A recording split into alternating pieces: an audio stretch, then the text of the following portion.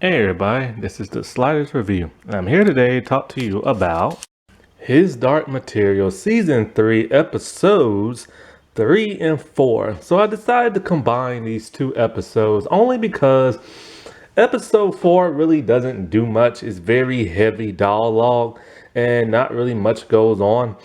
And so every Monday they drop two episodes, and there's only 8 episodes this season, I believe. And so they're already on the fourth episode.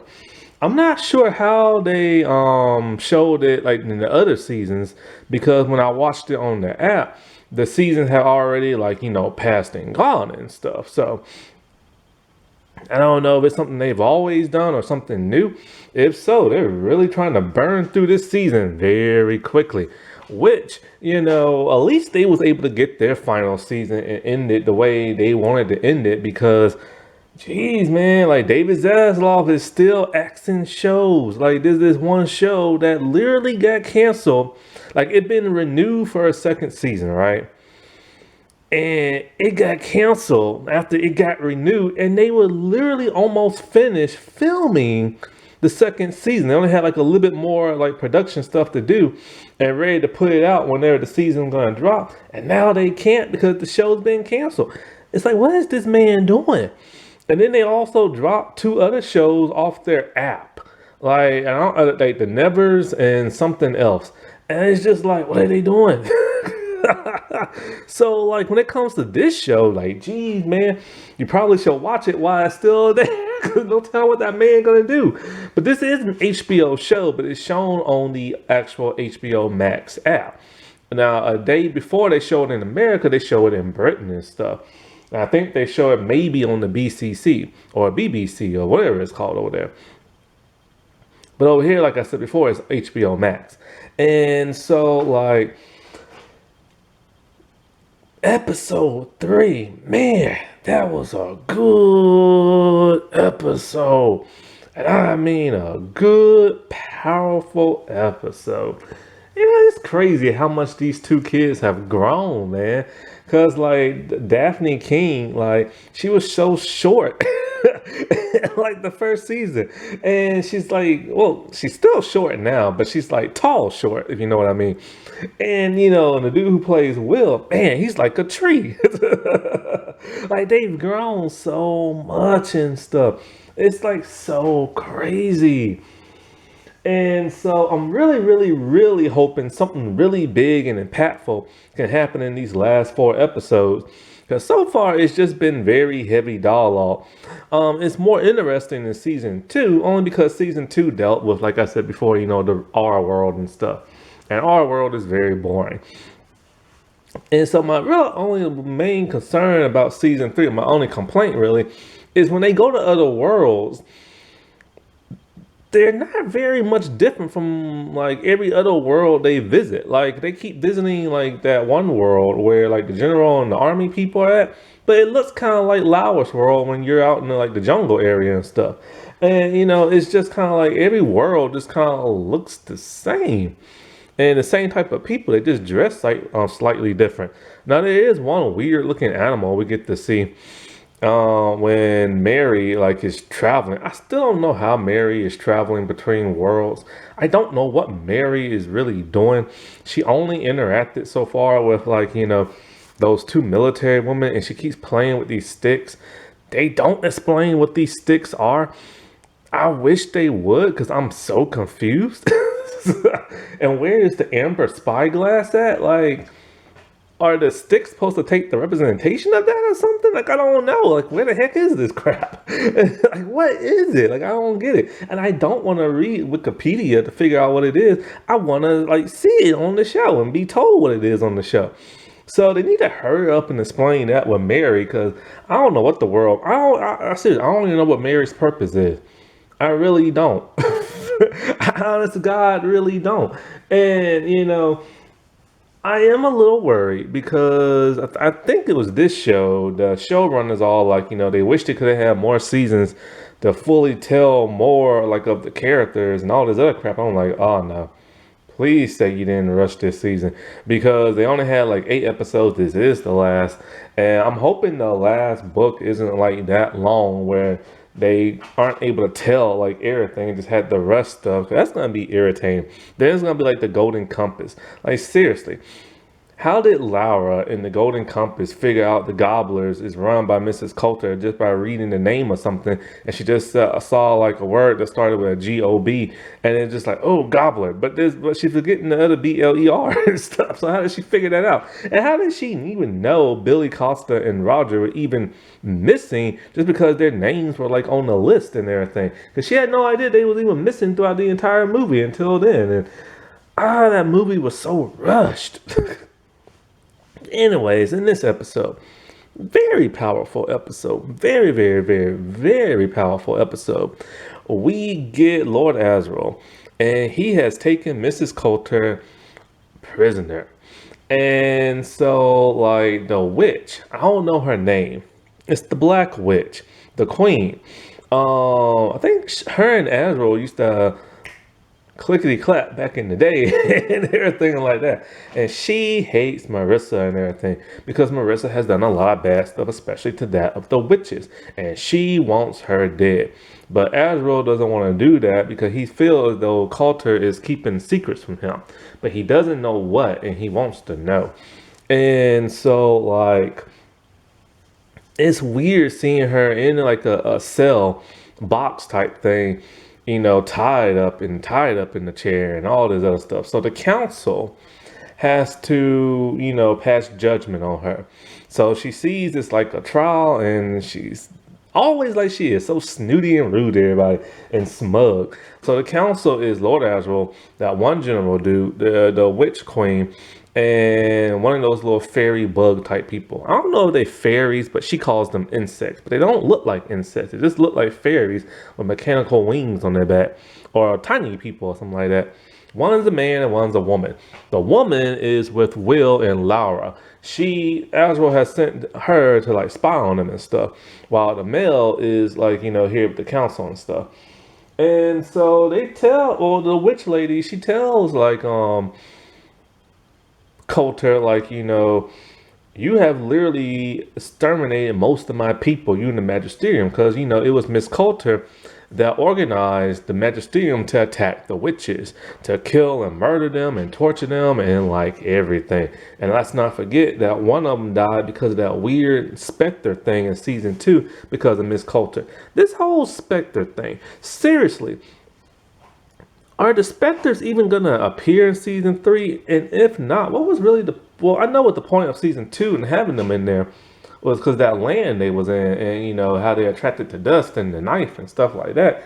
But we saw she can control them, so you think she would use that to her benefit. Hopefully she will in the last battle, but I don't know.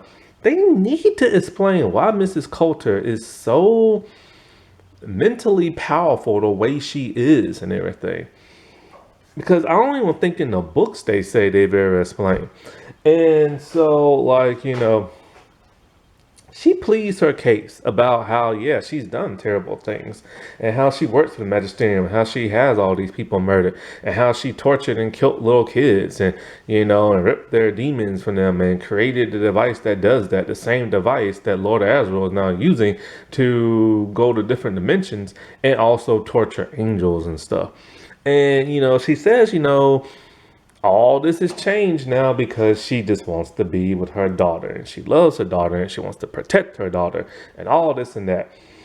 She keeps telling Lord Asriel, you know, like, yo, we created Eve and everything, but, you know, he doesn't want to believe. He's like, how in the world did both of us create the second Eve? Like, he calls her the original guilty person or sinful person or something like that, because she was tempted by, like, you know, the snake and everything. And they have this huge debate back and forth when it comes to that of Lyra. It's like sometimes he acts like he cares about her, and other times he acts like he doesn't. But the council has decided they're going to keep her alive. But the witch lady's all like, look, if she betrays us just one little bit, let me be the one to kill her. And everything. I don't know where Seraphina is. She hasn't appeared yet. And that's quite odd, because she was the main witch who always appeared in season 1 and season 2. So while freed, she's going to help out and everything. And so, like,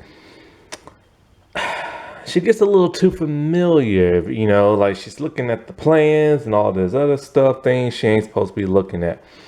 And then, so at some point, Lord Asriel, he lets her see his prisoner, his other prisoner, an angel. She is mesmerized by that of an angel, never believed they ever existed. And now she's face to face with one, and she just can't believe it. And so him and her, they have a huge argument about their past, Lyra, and everything. And, you know, he doesn't believe that for an instant she has changed just because she has now met her daughter, who she abandoned for many years and stuff. And, you know, they constantly go back and forth when it comes to Lyra, like taunting one another and stuff about how they've been like a crappy parent and all this other stuff, even to the point where he grabs her by the throat. She spits on him and everything, but it looks like he wants to kiss her, and she's like, "Get your hands off me." And it's like he still cares about her and everything, but he doesn't know if he can trust her. And so, like, the little fairy lady, she tells, you know, Lord Asriel some stuff about the knife and Will and this and that. Now, he asked her straight up, "What do you know of this boy who's been hanging out with Lyra and like this knife?" And she talks about how she knows Will, can't stand Will, but she's never seen this knife. And so when the fairy lady says, well, you know, she's the reason why the knife broke. So he's pissed at her for like not telling him and stuff. And he's all like, well, if the knife can't be used, then Lyra is no longer needed and everything, and neither is Will. And so he tells his female fairy lady to leave Lyra's side, who's supposed to spy on her. This, of course, pisses her off and everything. And so, back with the angel thing, you know, James McAvoy, was it McAvoy? I think that's his name. This dude can act. I still can't believe the first movie I saw him in was Chronicles of Narnia, and he played the faun and everything. Like, it just, like, that was miles away from that role. And, you know, this dude is such a great actor. Like, seriously, he is such a great actor. I wouldn't mind seeing him play James Bond or something. And so, like, he gives this big, powerful speech to that of the evil angel. I think the bad authority thing name is Megatron or something like that. And so, like, you know, he tells, you know, Marissa, like, you know, you've been working for that thing the entire time. All this bad stuff you've been doing, you've been working for that thing. You just never knew it and stuff. And so he gives a big, impactful speech to that of like the angel, and it's all like, I'm finna like basically send you back to your master and everything. And he turns on the device and tells him, I'm about to rip you limb from limb and send you back to your master. And he turns on the device, torturing the crap out of, like, you know, the angel, and kills it and everything. While this happens, that's when Marissa makes her escape, and she heads into his flying device that can go between worlds, because she was looking at the schematics on how to use it. And, you know, one thing that they never addressed is that she was separated from her demon for a while, and nobody never brought that up. And, you know, and still to this day, nobody really knows how she's able to do it. So she's in the device, he draws his gun, other people draw their guns, they're ready to attack. And he orders this little fairy dude to go like inside the device and go with her and stuff.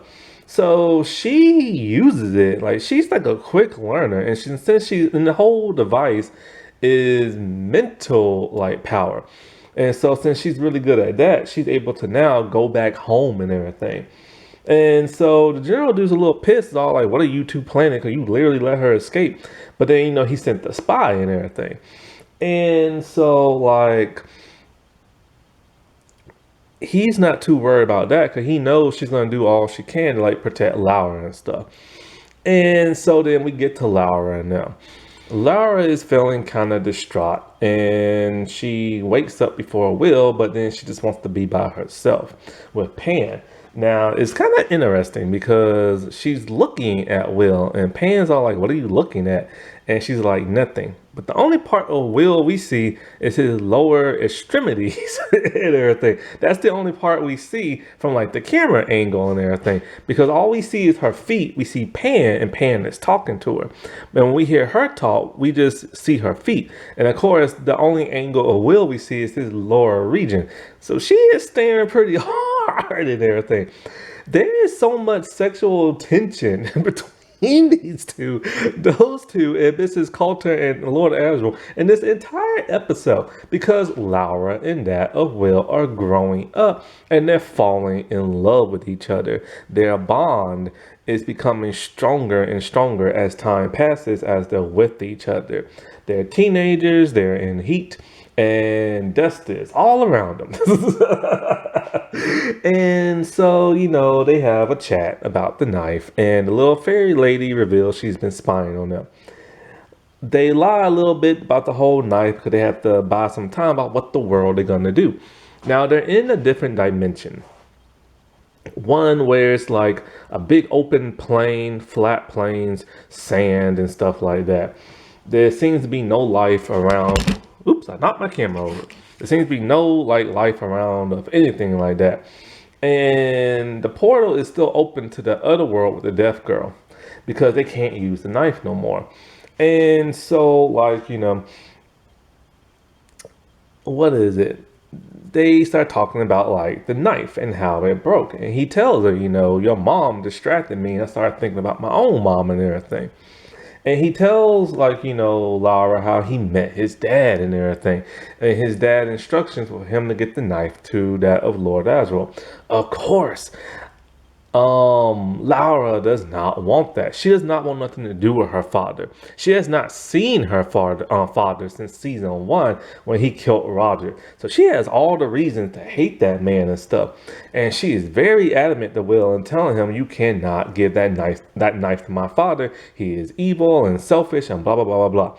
And Will's all like, I have to do this. That was my dad's dying wish and I'm going to fulfill it. They have a huge argument about this. And, the argument is so huge, they go the entire day without talking to one another. And every time she tries to get near him, he just gets pissed and walk away. Well, Pan makes her apologize. And she does it, but of course she's just lying. And so, but then he apologizes. And then they, make up. Not make up, but make up. But they sure are just checking each other out constantly and stuff. And she tells him how they have to fix the knife and they have to get to the land of the dead, because she keeps having that dream about Roger, and he's all like, I can't take you to the land of the dead. It's called the land of the dead for a reason, and you're alive, and they have to get this knife to Asriel and stuff. And she's all like, she has to protect Roger. She has to save him. That's her best friend and stuff like that. And her father killed him. And so she's all like, I'm going there one way or another and you're going to help me with that knife. And he's all like, I don't even know how to open the portal to the underworld. But she's all like, well, first we need to fix it. And she knows a blacksmith, Uric and everything. So they head back to the other dimension after they tell the fairy lady to lie to Asriel and get him some time about the whole knife. But of course she just tells the truth anyway, but the thing's broken. And so but then they told her to say, Coulter broke it, which technically she did, So they go to Uric, who's in that other land. And Lyra's so happy to see him and everything, but they've already seen each other before and they was hugging it out and stuff. Anyway, I don't know, maybe they didn't. I don't know, because she had woke up next to Will. But anyway, she sees him and she's just so happy. And, he calls her Silver Tongue again because she told a lie about something about to the fairy and everything. And, and it's that's one thing about the movie I like. You can tell when she was a liar. In the show, you can't really tell. And so, she tells him, I need the knife fixed and everything for Will. And he's all like, maybe we shouldn't fix it. He tells them that this knife had never been created. It was created about probably 300 years ago. And it was man-made by man technology and stuff. And he tells them like this thing is just too powerful and everything. This shouldn't be fixed, and you have no business going to the underworld.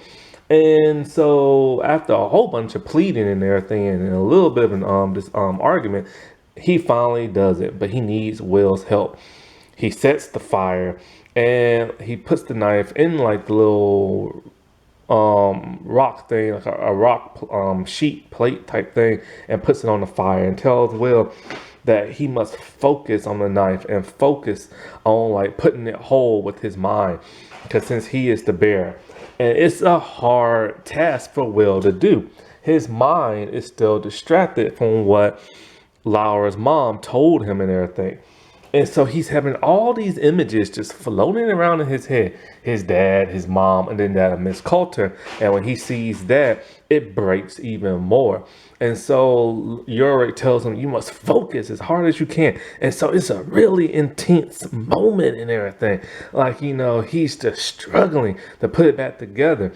But he has to find, like, that passion in his heart again to make it whole. But how is he going to do that? His father, he saw him die, and he doesn't really know his father. His mother, they have a strained relationship, and then Miss Coulter putting that crap in his head, and then he looks at Lyra, and then all in his mind, all he can see are images of Lyra. That is like the strength and love that he needed. And then the knife slowly starts to forge and bond once again. After that, Jurek does like his blacksmith stuff, and the knife is now whole. You can see the cracks in it. The blade looks a little bit more black, but it is whole. And so he still urges Lyra not to go, but she does. And he tells them they are both welcome in his kingdom at any time. I don't know where he goes after that, because there's no portal to the his world. And so maybe, I don't know, maybe he stays there, maybe he doesn't, maybe Will opens a portal, but I don't know. So Will tells her the knife feels different for whatever reason. And so she tries to get him to focus on the underworld. And so he does. Something's not working with the knife. It's not cutting through easily like it used to. There's like static in it. There's resistance in it. Maybe it's resistance because it's that of the underworld. Maybe it's resistance because the knife is not what it used to be and it's fractured. And it takes a good long time, but he's finally able to open the portal to that of the underworld. And there they are now in the 4th episode in the underworld. And it's very depressing and very odd. It's your typical TV show underworld, where basically you're in a big open field, there's a road, there's probably some buildings, everything looks dreary. And there's just tons of people walking down an actual brick road and everything. And they're walking and they're walking, and so they follow and everything. Pan's all like, this is wrong, we need to leave. And where are these people demons at and everything?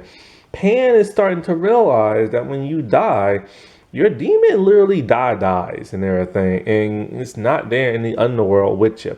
And so it's just a long, lonely road that you walk down when it comes to that of the underworld. And so they finally go to like a bunch of like pillars, like metal pillars, and they go into a building. In the building are tons of people. They walk around like zombies, like they're soulless and everything. They ain't got their demons, so they're soulless. And so like she talks to a person who is like, I guess like in charge or whatever. And so like he's the only lively person there that they see, and he's all like, hold up, y'all ain't supposed to be here, you're alive. And they're like, yeah, I know, but I'm looking for my friend. And so he makes them go to a waiting room. Before that, she talks to this other guy, and this other guy's pretty lively. So he takes her to this other waiting room, and it's there where you wait before death comes and gets you and you die. It is a sad, depressing, boring kind of episode. It is very, very depressing. And it makes you think about real like death and everything and what it's like. And God, that's boring. And so they just have to go to one waiting room to like another before they can go where they have to go. And they want to go on a boat across the river to get to that of Roger. Pan is not really happy being there, and Will's kind of like, maybe we should probably go back and everything. He don't even want to be there either. And so after talking to them two lively people who's waiting for death, apparently you can only get there if when your death comes to get you. So Laura, she summons her death, which is kind of weird. And Will tells her, maybe you shouldn't be trying to bring it on. And her death is a blonde woman. Who is this blonde woman? I don't know. Why doesn't she look like Lyra? I don't know. Is she some type of angel death? I don't know. This whole series is confusing. And so like, but you know what would have been really cool? If her death was the Lyra from the movie. How awesome would that be? And so they talk, and it's a boring long chatter. And so like, she takes them to the boat. And when they're on the boat, she is giving some sad, heartbreaking news. The sad, heartbreaking news is that, like, she has to be separated from Pan when she gets on the boat. Pan cannot come because she must be attached from that she loves, her soul and everything, something that's part of her. Pan and her have their first real true argument where he's all like, I can't believe you have chosen like Roger over me. We're the same. We're like the same thing, like we love each other.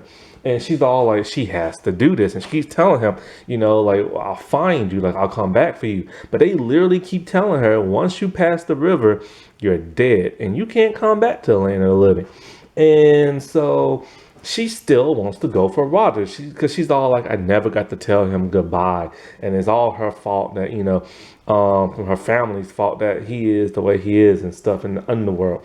And even Will's kind of like, he's not really saying much, but he's just kind of in his head thinking, maybe we shouldn't be doing this. But he goes along because that's what she wants to do. And Pan is very adamant and very frustrated and stuff, but she does it anyway.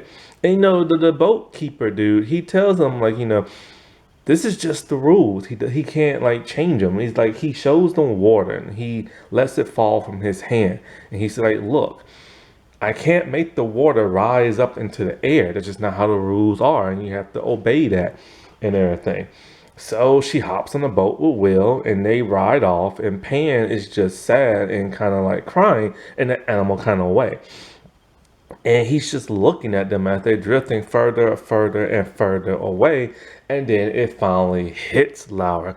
It is painful. She is cringing. She's screaming and hollering because she is separated from that of her demon. If a human and a demon are separated from too long and too far apart, they will die. And that's basically what is happening. They are dying and stuff.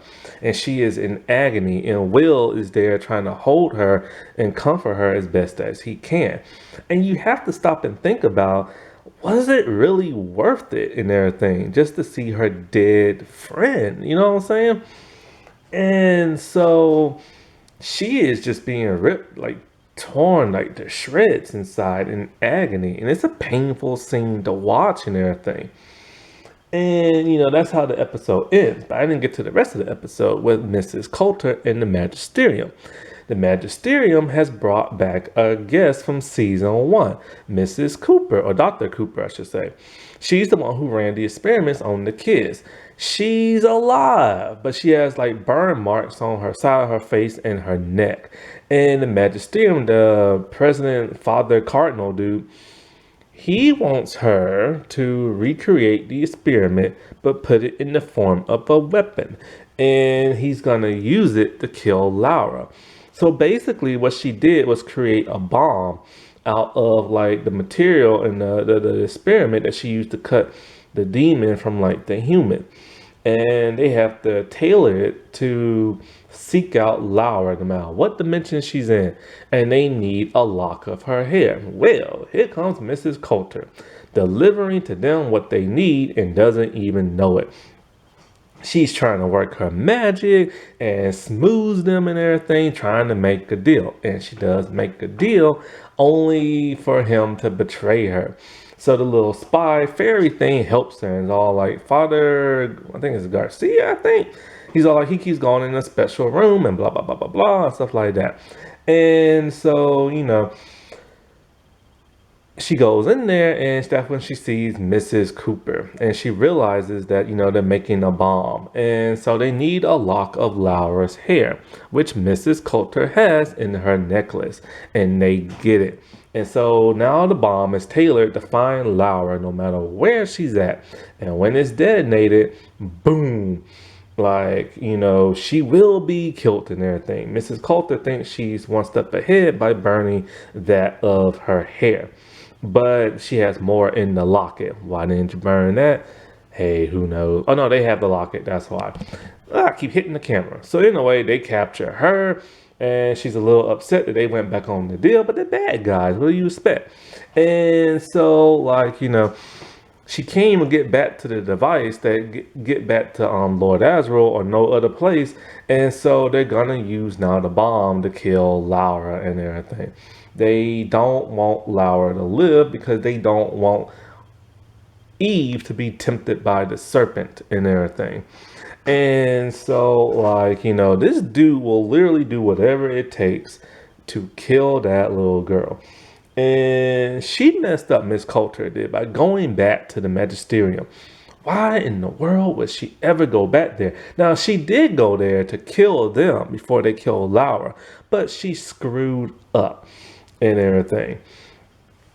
And so there's only a few episodes left, 4. And, I can't wait for the rest of the episodes to come out.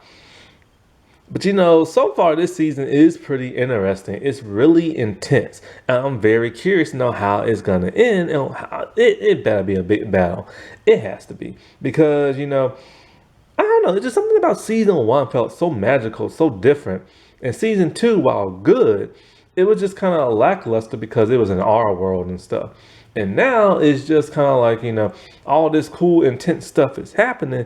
But it's leading up to more and more dramatic stuff and very heart-touching stuff. But I need some big kaboom, you know what I'm saying? Also, that Black Angel came back. That dude is useless. He came to Will and was all like, I've been keeping an eye on y'all and blah blah blah. And are you ready to meet Ezra? Nope, I'm going to the underworld. He's all like, well, I can't go there. I'm an angel, but I'll keep an eye on you. This dude is useless. Alrighty, well, I'll talk to y'all later. Bye.